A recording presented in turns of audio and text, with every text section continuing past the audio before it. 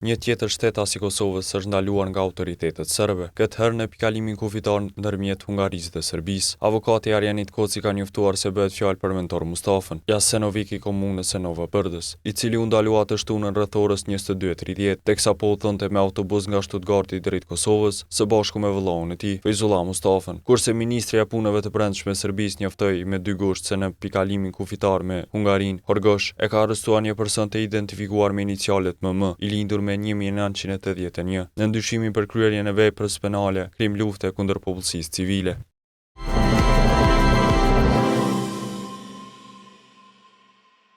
Një person tjetër është arrestuar në kuadër të hetimeve për krime lufte në komunën e Zubin Potokut. Sipas një komunikati të përbashkët të Policisë së Kosovës dhe Prokurorisë Speciale të Republikës së Kosovës, i dyshuari me inicialet JR është arrestuar me urdhër të Prokurorisë Speciale në ndyshimin se ka kryer veprën penale krime lufte kundër popullsisë civile. Autoritetet bëjnë të ditur se arrestimi është rezultati një pune intensive hetimore të zhvilluar nga Drejtoria për hetimin e krimeve të luftës në bashkëpunim me Prokurorinë Speciale, në kuadër të angazhimit institucional për hetimin dhe zbardhjen e krimeve të luftës.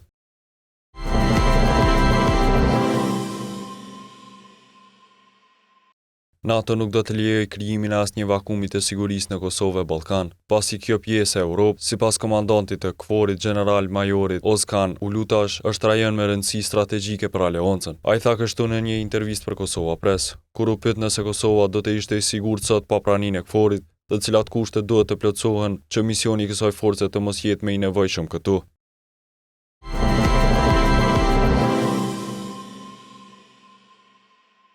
Një shtetas e Gjermanisë është ndaluar në aeroportin ndërkombëtar të Prishtinës Adem Jashari, pasi rezultonte në kërkim policor për veprën penale, shpërdorimi i pasurisë së huaj.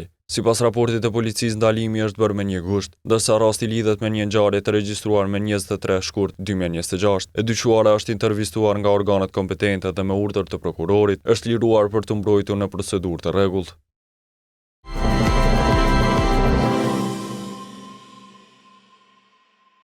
Ministria e Industrisë, Ndërmarrësisë, Tregtisë dhe Inovacionit ka publikuar çmimin maksimal të derivateve për sot dhe nesër. Çmimi i litrit të naftës do të jetë 1.78 euro, apo 1 cent më lart se të shtunën, ndërkohë çmimi i benzinës ka rënë për 1 cent. Të dielën dhe të hënën çmimi maksimal i benzinës është 1.50 euro për litër. Gazi do të mund të shitet për 0.60 euro për litër. Çmimin më të lartë që nga nisja e luftës në lindjen e mesme, nafta arriti në Kosovë më 9 prill, kur 1 litër shitej për 1.91 euro.